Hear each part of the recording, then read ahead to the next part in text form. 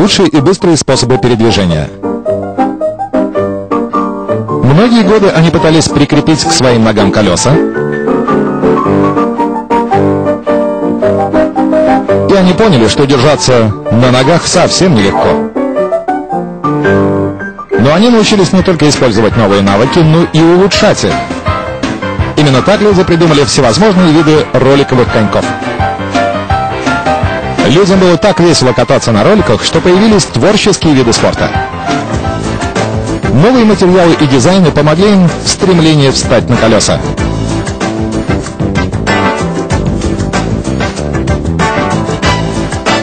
Но к концу 70-х годов роликовые коньки стали менее популярны, пока хоккеист по имени Скотт Олсон не изменил их традиционный дизайн.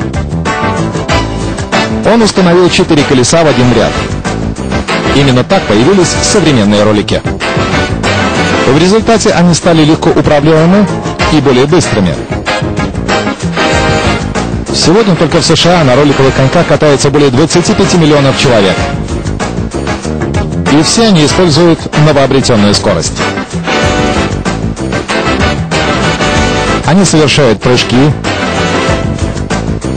делают крутые повороты и трюки на ступеньках.